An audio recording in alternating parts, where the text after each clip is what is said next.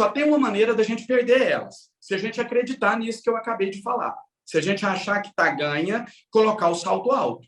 Então, a gente está ali nos 45 do segundo tempo ganhando de 2-1. Se você achar que já ganhou o jogo porque está nos 45, você perde. Então, a minha missão nessa reta final é mobilizar esse grande exército de pessoas com o objetivo de combater a desinformação, as mentiras e as fake news na reta final da campanha para a gente conseguir manter essa vantagem ou, quem sabe, até ampliar e vencer. Fala, seus mal diagramados! As pesquisas da semana assustaram o eleitor de esquerda e criaram o maior clima de barata voa entre os militantes e apoiadores de Lula que, descontrolados e desolados, perderam a linha nas redes sociais e começaram a fazer o que fazem de melhor, que é tretar entre si. Eu mesmo não passo um dia sem xingar, nem que seja mentalmente, um daqueles projaquianos que fazem vídeo de apoio ao Lula na sala de estar da Paula Lavigne. Ok, eu sei, não é o momento propício, só que é mais forte do que eu.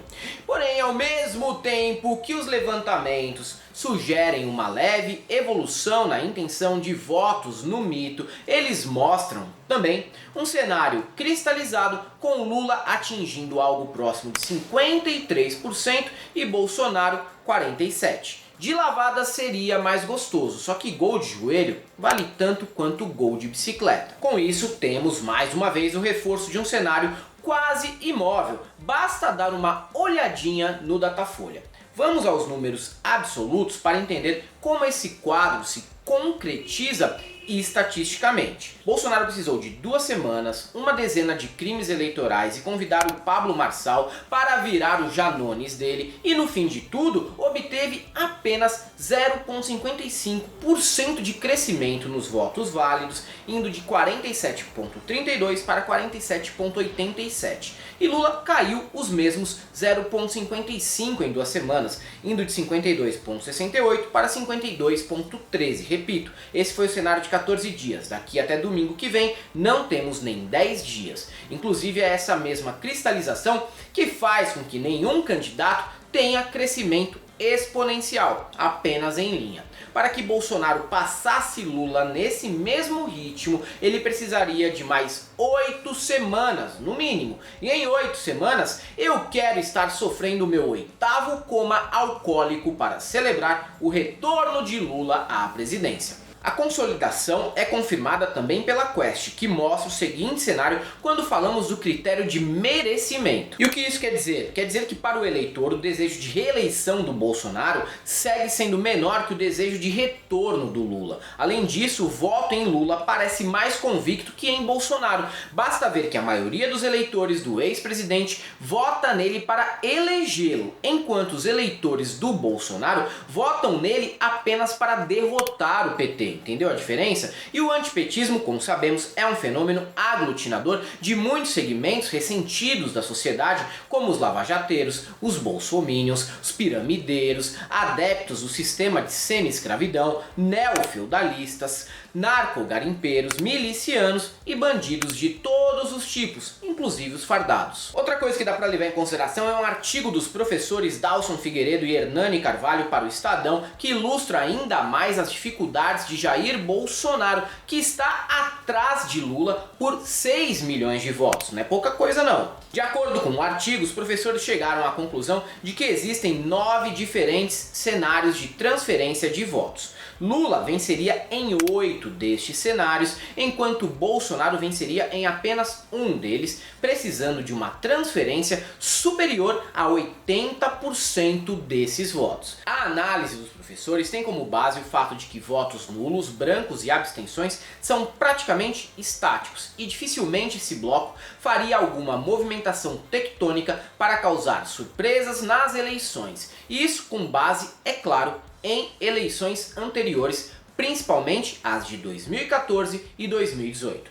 Esses grupos, inclusive, tendem a aumentar algo em torno de 1 ou 3% do primeiro para o segundo turno. Não é por menos que a campanha do Jair está preocupada com as abstenções, pois elas podem favorecer o Lula também. O excrementíssimo, mais do que nunca, precisa dos votos dos candidatos derrotados.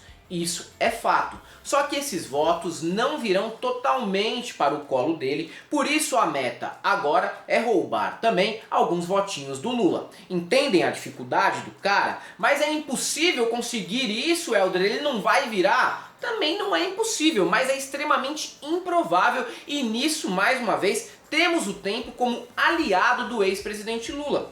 Vale lembrar que o Bolsonaro segue atrás do ex-presidente, mesmo com todo o descalabro de abuso do poder econômico promovido pelo seu próprio governo desde o começo de 2022. Outro dado interessante do Datafolha da semana passada mostra que a maioria dos eleitores de Lula votam nele pelo desempenho das questões sociais. Já no caso do Bolsonaro, a maioria vota nele por conta da sua imagem pessoal. Aí o movimento bolsonarista acaba assumindo que é político, mas também opera como uma seita que adora cultuar a imagem do líder, o que me lembra um regime que desgraçou um país da Europa há uns 100 anos. Só que agora o nome desse regime me fugiu à cabeça. Se vocês recordarem, coloquem aí no campo de comentários. Em resumo, a maioria dos eleitores não se importa com o que Bolsonaro fará com o Brasil, desde que tenham seus ódios e preconceitos representados no poder e, se possível, que se transformem até em políticas públicas. Se você tira isso deles, o que resta? Como que o eleitor do Bolsonaro vai poder defender o Jair numa mesa de bar sem ofender ao menos 5 minorias livremente, sem responder um processo ou arcar com a implantação de 14 dentes após levar uma muqueta na boca, não é mesmo? Com essas constatações de como a cabeça do Minion opera e o que está em jogo para cada eleitor, fica ainda mais claro o panorama da disputa no segundo turno. O Brasil passa por um momento tenebroso, mas metade do país quer uma nação mais justa socialmente e pretende derrotar a delinquência simbolizada por esse projeto que se instalou em Brasília há 4 anos. E é bom que derrote mesmo, para estabelecer outros critérios para se fazer política nesse país. Porque se o Bolsonaro vencer Lula nessa eleição, quem poderá derrotá-lo nos próximos, sei lá, 20 anos? Eu tenho a resposta e ela é amarga. Absolutamente ninguém.